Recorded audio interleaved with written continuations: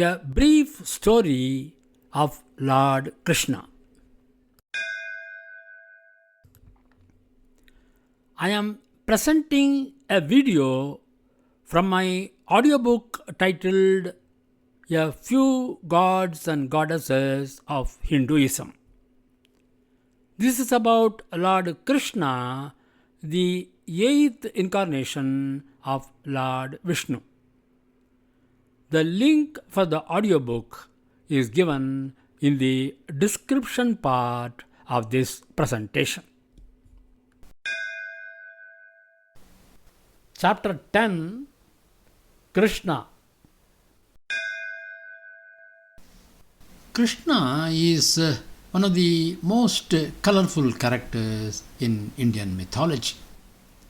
He is well known for his mischievous nature in his childhood and his love for his friends. The stories of his childhood are narrated in every household. Kids love him and grown-ups adore him.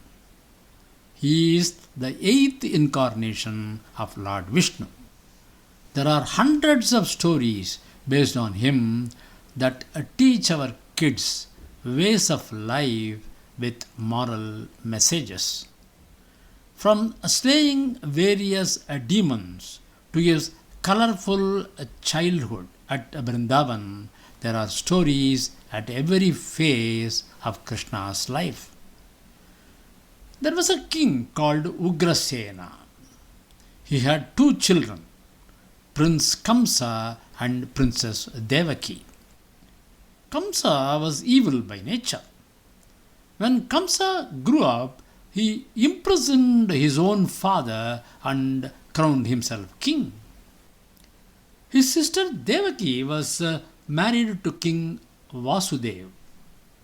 Right after the wedding, Kamsa heard a divine warning from the sky informing him that the eighth son of Devaki would kill him. The frightened Kamsa immediately unsheathed his sword to kill his sister, but Vasudeva intervened and implored Kamsa to spare his bride and promised to hand over every newborn child to him. Kamsa relented but imprisoned both Devaki and her husband Vasudeva. Each time Devaki gave birth to a child, Kamsa came to the prison cell and slaughtered the newborn. Devaki became pregnant for the eighth time. At that time, Vasudeva's friend, King Nanda's wife Yashoda, was also pregnant. The eighth child was born to Devaki at midnight in the prison. That was Krishna, the incarnation of Lord Vishnu. At the same time, Yashoda gave birth to a baby girl in Gokul. That infant was the divine energy of Lord Vishnu. A divine message came to Vasudeva soon after the birth of Krishna to take the child and exchange him with Yashoda's daughter. Vasudeva immediately followed the advice. The prison doors opened automatically as he walked towards them with the child in his arms. The gods were asleep by divine intervention. Vasudeva then approached the turbulent Yamuna river. As soon as Vasudeva reached the river bank, the river parted and made way. Vasudeva reached the opposite bank safely and found that all the people of Gokul were fast asleep. He entered the palace of King Nanda, put the baby boy in the place of Yashoda's baby girl and returned to the prison with the baby girl in his arms. As soon as Vasudeva set the baby girl down next to Devaki, the prison doors shut automatically. The gods woke up and were startled by the cries of the baby girl. They ran to Kamsa and announced the birth of the eighth child. Kamsa rushed to the prison and hurled the child against the prison wall. The child did not fall down. Instead, she flew up, appeared in the sky as a goddess with 8 arms and declared that the one who would destroy him was elsewhere, and then disappeared. Meanwhile, there was great rejoicing in Gokul. Everyone was celebrating the birth of King Nanda's son. Nanda named the child as Krishna. All the people of Gokul danced in joy and flocked to Nanda's house to see baby Krishna and to offer gifts. In his youth, Krishna killed Kamsa along with all his cruel associates, liberated his parents from prison, and reinstated Ugrasen as the king of Mathura. Krishna is well known for two important things. One of them is the pranks made in his childhood. The second one is his advice to Arjuna on the battlefield, commonly known as the Bhagavad Gita. The childhood pranks of Krishna are called Balalilas. The women of Gokul, called Gopis, played an important part in these Balalilas. Krishna's Balalilas are innumerable. It is very difficult to describe them all in full. Each story, when we go deep into it, conveys a secret message that the spiritual being within us is real God. When we discover our own self, we find God. The self is all and nothing exists beyond and apart. We do not search anything else because all other things are Maya or delusion. Baby Krishna was very naughty. He would untie the calves of the gopis before the milking time. He would make holes in the pots hanging in the tripod of the homes of the gopis. He would steal their milk, butter and curds and eat them. Once a gopi caught hold of him red-handed while stealing butter and went to Yashoda to tell her about this mischief. To her great surprise, she found child Krishna standing by his mother's side. She felt confused and ashamed and went home. On another occasion, his friends complained to Yashoda that baby Krishna had eaten the earth. She got afraid that this would affect his health. But Krishna replied that he did not eat the earth, and if she wanted, she could examine his mouth.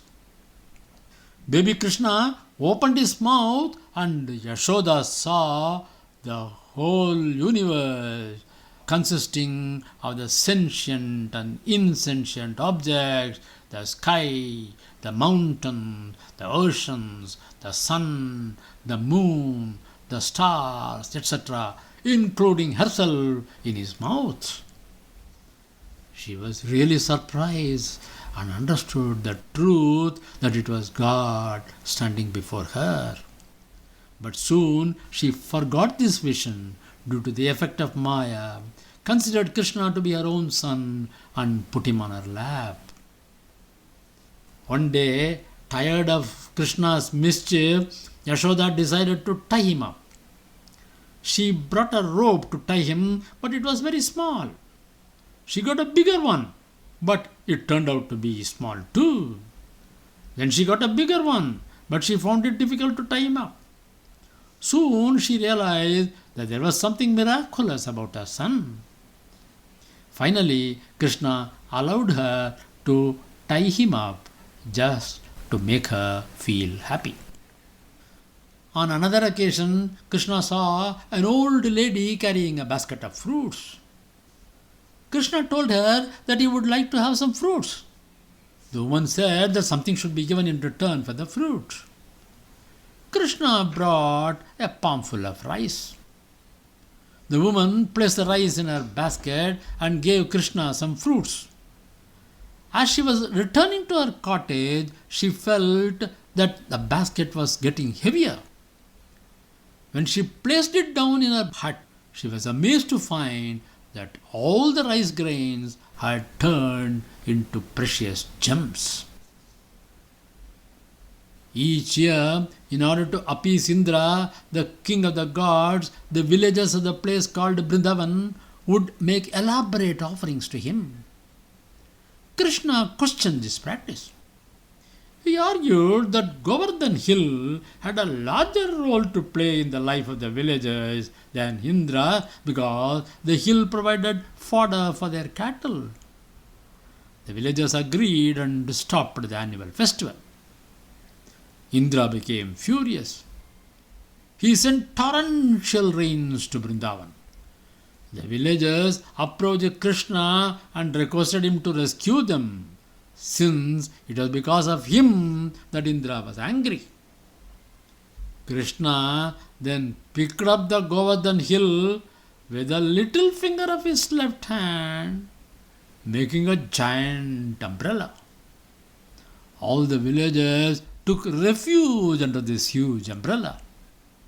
For 7 days and 7 nights, the rains did not abate. Finally, Indra realized his mistake and accepted defeat. Once, Krishna and his friends were playing with their ball on the banks of the Yamuna river. Suddenly, the ball fell into the river. A poisonous, 10-headed serpent named Kaliya was living in that river. He poisoned the waters of the river. Krishna dived into the waters to retrieve the ball and encountered Kaliya. He ordered Kaliya to stop poisoning the water. But Kaliya refused. Krishna fought with Kaliya, subdued him, and danced on his head. Besides this act of suppressing the pride of Kaliya, Krishna killed a number of demons like Bagasura, Aghasura, Dhenukasura, Keshi, Vani, Narakasura, Gardhabasura, etc. His charming music from his flute was so wonderful that it captivated everybody. The act of stealing of clothes of the gopis is also a very interesting incident.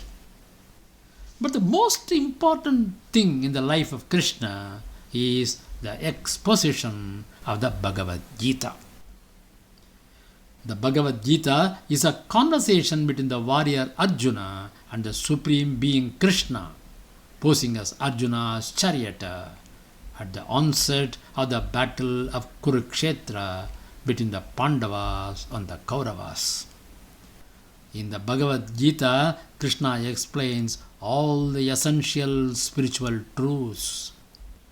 The difference between the soul and the body, the difference between the soul and the Supreme Soul, namely the God, the science of reincarnation, the nature of time, the ultimate goal of the yoga, why different kinds of religion appeal to different kinds of people, and the ultimate purpose of human life.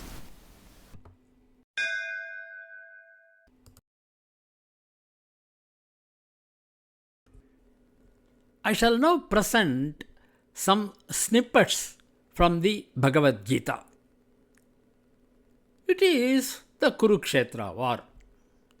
Arjuna sees the Kaurava army consisting of his kinsmen, particularly Bhishma Pitamaha, Dronacharya, etc. He says to Krishna, Krishna, my limbs give way. My mouth is getting parched. I feel shaky. My bow, the Gandipa, slips from my hand. My skin burns all over. My mind is whirling all over as though I cannot hold on to myself. I see evil portents. Not that he is afraid. He is overwhelmed with emotion and concern. He tells Krishna, Krishna, I take refuge in you. Please tell me what is good for me. I am not going to fight now. Then comes the teachings of the Bhagavad Gita. It is a big conversation. Look what Krishna says through some snippets. Death is something that affects only the physical body. The self, or what is called as the Atman, is the pure and elevated essence of a being. It is never born nor dies. It is unborn. It is eternal. Though the body is slain, the self remains. Just as a man sheds worn out garments and takes on new garments, it also casts off worn out body and enters into another new body. Vasamsi jirnani yatha vihaya navani grinati naroparani tatha sharirani vihaya dirnan anyani samyati navani dehi.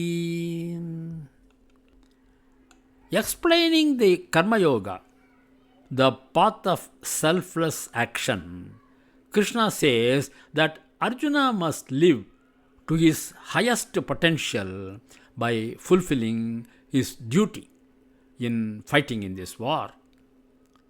By acting out of selfless duty to the Supreme, without desire for the fruits of action, one attains liberation from material bondage. Karmanyevadhikaraste ma phaleshu kadachane ma karma phalaheturbhuhu ma te sangostva karmani. Krishna says, I am birthless and immortal. Through my divine potency, I manifest myself in this world periodically. Whenever righteousness is on the decline and unrighteousness is on the ascendant, then I incarnate in this world. I do this for the protection of the virtuous, the annihilation of evildoers, and for establishing righteousness on a firm footing. Yada yada hi dharmasya glanir bhavati bharata abhyutthanam adharmasya tadatmanam srajamyaham paritranaya sadhunam vinashaya cha dushkritam dharma samsthapanarthaya sambhavami yuge yuge. The body, mind and intellect which a person gets, which is the lower self, should be well used through the discipline of Karma Yoga. Then it is a friend. Otherwise, it will be an enemy to the self. One should therefore lift oneself up by one's own efforts. Uddharedatmana atmanam natmanam avasadayet atmaiva hyatmano bandhuhu atmaiva ripuratmanah. Krishna says, to those who constantly think of me and worship me in a desireless fashion, I provide welfare and prosperity. Whosoever offers me with love a leaf, a flower, a fruit, or even water, I appear in person before that selfless devotee and delightfully accept that article offered by him. अनन्याश्चिन्तयन्तो मां ये जनाः पर्युपासते तेषां नित्याभियुक्तानां योगक्षेमं वहाम्यहम्। पत्रं पुष्पं फलं तोयं यो मे भक्त्या प्रयच्छति तदहं भक्त्युपहृतम् अश्नामि प्रयतात्मनः. Krishna says, Arjuna, there is no limit to my manifestations. I am the universal self, seated in the heart of all beings. So, I alone am the beginning, the middle, and also the end of all beings. Ahamatma Gudakesha Sarvabhutasayasthitah Ahamadischa Madhyam cha Bhutanam Antayeva cha. Krishna says, one who is friendly and compassionate, one who is free from ill feeling towards all beings and is forgiving by nature, one who is rid of the feeling of I and mine, and one who is balanced during happiness and sorrow is the one whom I like. Adveshta sarva bhutanam maitra karuna eva cha nirmamo nirahankaraha sama dukkha sukhaskshami. Krishna says to Arjuna, giving up all your actions and duties to me, the all-powerful and all-supporting Lord, take refuge in me alone. I shall absolve you of all sins. Sarvadharman parityajya mamekam sharanam vraja aham tva sarva papebhyo mokshayishyami ma shuchah.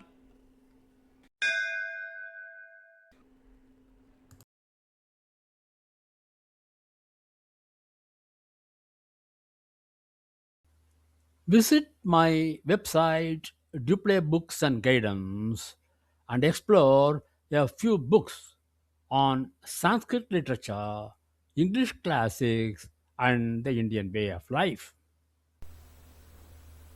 This is my book titled A Few Gods and Goddesses of Hinduism.